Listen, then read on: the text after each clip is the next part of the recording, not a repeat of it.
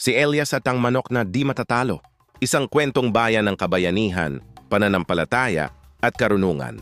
Ang kwento na ito ay base sa tunay na karanasan sa buhay ng isang tao na ipinadala at ibinahagi sa atin ng kaniyang kaibigan na isang masugid natin na taga-subaybay na piniling ipatago ang kaniyang pangalan. Mula ito sa mahal natin na kababayan sa isang malayong baryo ng lungsod ng Magpet, Cotabato dito sa Pilipinas. Ang nagpadala ay ayaw magpakilala kaya minabuti na lang natin. Lagyan ng mga katang-isip na mga pangalan ng bawat karakter. Isang malaking saludo sa iyo, kabayan. Ayon sa salaysay sa kwento na ipinadala, may isang lugar na napapalibutan ng luntiang kabundukan at malalagong palayan, naninirahan ng isang binatang sabonghero na itatago natin sa pangalan na Elias. Isang simpleng binata na may busilak na puso, ngunit kadalasan ay minamaliit ng kanyang mga kabaryo. Isa siyang ulila na nagtatrabaho sa napakamayaman na magsasaka sa kanilang baryo na si Don Edward. Sa kabila ng kahirapan, si Elias ay masayahin, matiyaga at mapagmalasakit. Isang araw habang naglalakad siya sa gubat upang manguha ng kahoy, may narinig siyang kakaibang tunog, tila ba may umiiyak na hayop. Sinundan niya ang tunog at natagpuan niya ang isang sugatang manok na kulay ginto ang mga balahibo at may makintab na pulang tuka. Anong klaseng manok ito? Bulong niya sa sarili. Pinulot niya ang manok at dinala pa uwi upang gamutin. Makalipas ang ilang linggo, gumaling ang manok. Ngunit hindi ito ordinaryong manok.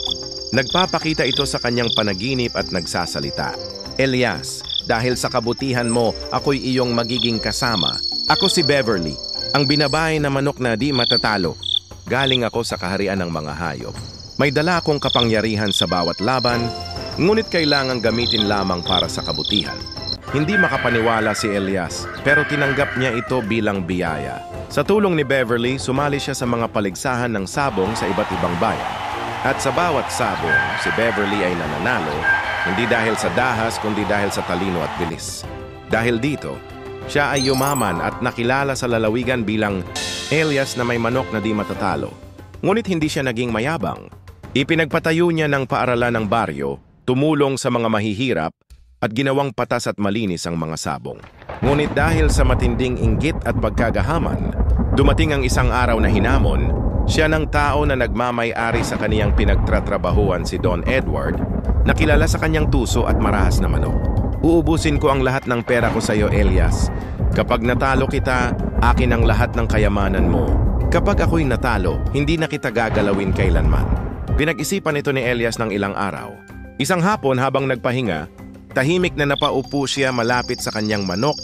Mataimtim niya ito tinitigan na para bang kinakausap sabay bulong ng tanong sa isipan.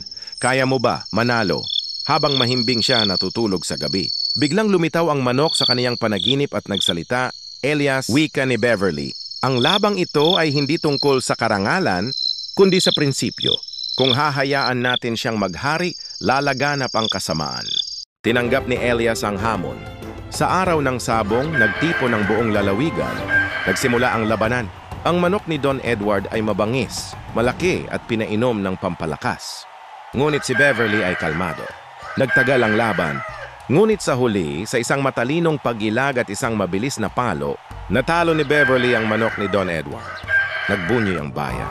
Si Don Edward ay napaalis at si Elias ay lalong minahal ng mga tao. Ngunit isang gabi nagpaalam na si Beverly, Elias, tapos na ang misyon ko. Ipinakita mo sa lahat na sa kabutihan, pananampalataya at karunungan, kahit sino ay pwedeng manalo. Ikaw na ang tagapagdala ng birtud sa inyong bayan. At sa isang kisap mata nawala si Beverly. Naiwan si Elias hindi lang bilang isang kampyon ng sabong, kundi bilang isang tunay na bayani ng kanyang bayan. Sa aking mga masugid na taga-subaybay, palagi natin isapuso na ang tunay na lakas ay hindi sa dahas, kundi sa talino, kabutihan, at paninindigan.